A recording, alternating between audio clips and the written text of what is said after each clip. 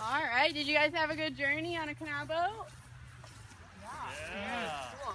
So one of our volunteers, who's very sacred to us, had this amazing skill of building these little canal boats, and they're very accurate. So Dave's here going to walk around and show you what the inside of a canal boat actually look like. So this is what families actually lived on.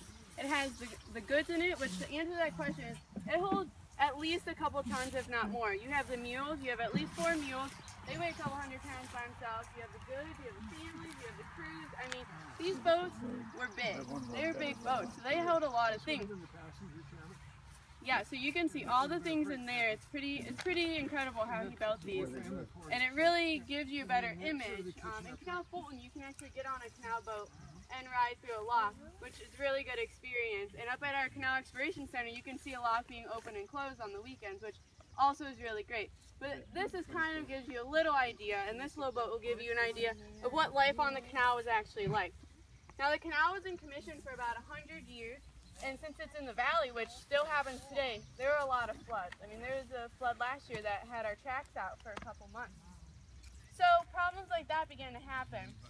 Where the canal would flood, they would have to dynamite some of the locks, repair them.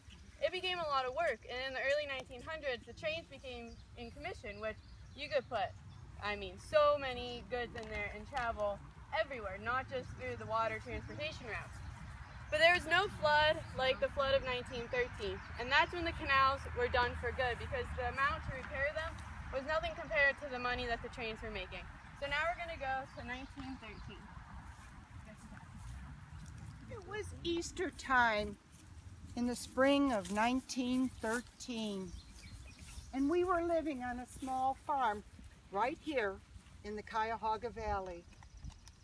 Oh, I can remember coloring Easter eggs with my children, who were so excited because their grandparents were coming all the way from Cleveland just to spend the holiday with us. I really think they were excited because their grandparents always brought them boxes of marshmallow chicks and chocolate bunnies for Easter.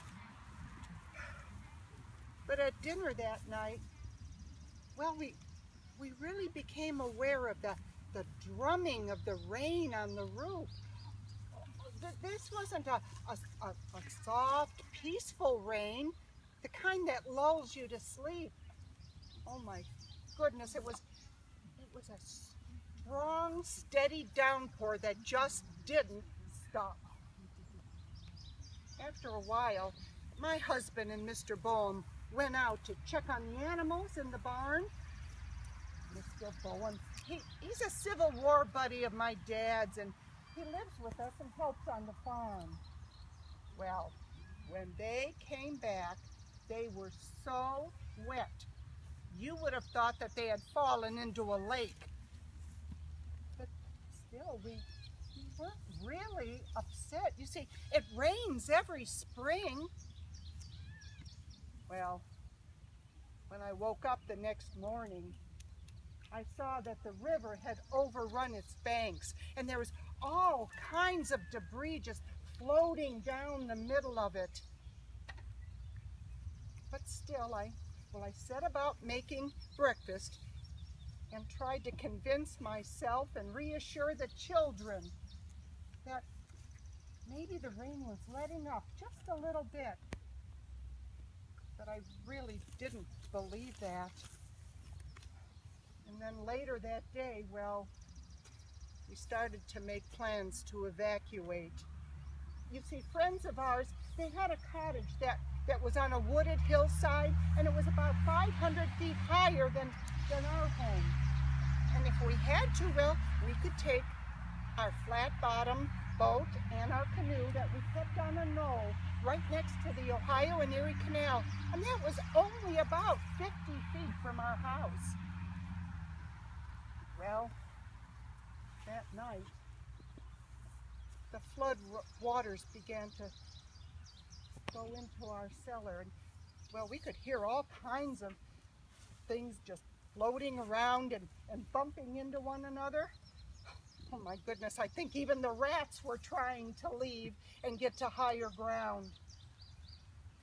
And that's when I decided Well, I decided that I'd take a large laundry basket and fill it full of food and other necessities. And then, well, there wasn't much else we could do. We carried as much of the furniture as we could upstairs to the second floor. And then we just ate dinner and went to bed.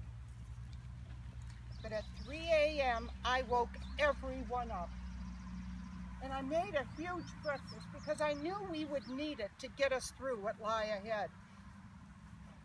My husband and Mr. Boehm, well, they had already gone out to the barn to let the animals out so that they could make their way to higher ground. Those poor dumb beasts, they had water up to their bellies as they tried to struggle up that muddy hillside. Later, we'd find the cows over in our neighbor's yard, and, well, the rest of the animals were just sort of wandering about on the hillside. We brought the chickens into the house, and we put them in the coal bin where we thought they'd be safe. And then, well, I had my older boy bring that flat-bottom boat around to the front porch so that we could all load in. Oh, that was the most awful ride. I was never so scared in all of my life. There we were, all of us huddled together in this little boat in the driving rain. And that silly dog pointing the way. Well, we got to the cottage, and when we did, oh, I was so relieved. It was very small, but it was dry, thank goodness. And we were there for several days before my parents could make their way back to Cleveland and we could make our way home. Luckily, our home survived. Oh, but oh Lord, what a mess. I never could get that musty smell out. We had to rebuild the chicken coop. And the outhouse, the outhouse, well, that had floated downstream and was wedged between two trees. Shortly thereafter, my husband and Mr. Boehm, they fell ill. And Mr. Boehm never did recover. He died later that September.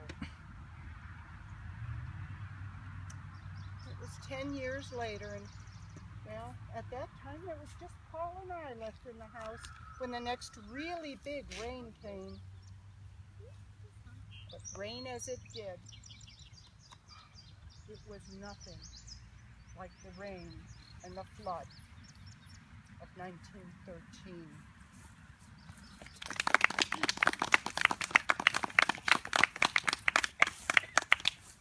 When folks went to bed, they had one life. But when they woke up, they had quite another. The muddy waters changed everything, and dead bodies rode rife in the river. Hundreds of people saved their own lives by climbing to the tops of houses and grabbing onto chimneys. And in order to avoid the flames, they walked across the telegraph wires. When the toll, the human cost of this flood was added up, it was about 600 persons who lost their life. The total property loss was about $200 million. That's where I came in. I work with the Red Cross. And I was on my way to Omaha, Nebraska when I heard what was going on in Ohio. Making my way there through Columbus, we saw a situation like we'd never seen before. By the time we got there from Chicago, relief supplies were flowing in from the east. We worked closely with the governor and with the local citizens.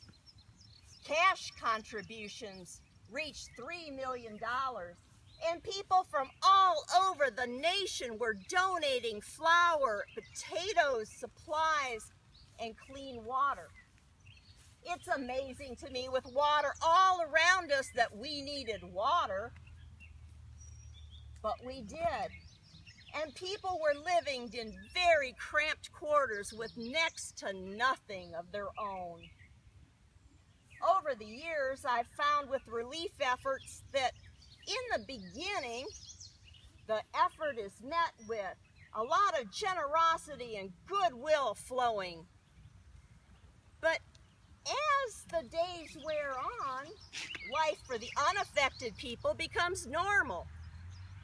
That's when the paid workers take up key position and the relief effort becomes coherent.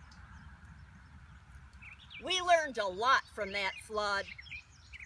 Probably what we learned most was that in a relief situation like this, it takes not only relief organizations such as the Red Cross, but help from the local government and the federal government as well.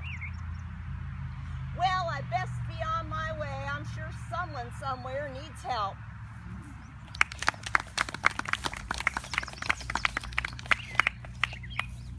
So 308 miles, 2,000 men, 7 years, what, $4 million? That's what it took to get the Ohio and Erie Canal. Can you guys tell me how you think the Ohio and Erie Canal impacted Ohio in 1800? What are some things we learned today? What do you guys think? People were able to make money on their crops because they could transport them. Exactly. So they were able to sell it to people other than their neighbors who were growing the same thing. Any other ways you think it impacted Ohio back then? I mean, it really gave us a name. It gave us a reason to have our land and for other people to want to move here and to grow it into what we have today. How do you guys think, maybe the younger generations, how do you think it's going to impact generations later? How do you think us having the canal still will impact us later? Any ideas? Well, it's why we have Cuyahoga Valley National Park today. It's really what we're based around, right? I mean, when you listen and you hear people say, hey, have you ever been to Cuyahoga Valley National Park? And you say, yeah, I've been on that towpath. I've been next to that ditch. So that's really what we're known for. I mean, it's really what gave us our name and gave us our place as a national park. The only national park in Ohio, which is pretty cool. So because of that ditch in the ground that we see, that's kind of grown over now, you know, see some turtles in it sometimes, some things splashing around. I mean, that's why we're here today. That's why we get to enjoy this beautiful weather next to a campfire, is because of the Ohio and Erie Canal. So that's the end of the program. The fire's going. I hear some people have s'mores. Pretty excited about that. I have some schedule of events if you guys want to learn about any other campfires. If you have any questions, we'll all be around to help you. Thank you guys for coming tonight. Thank you. Thank you.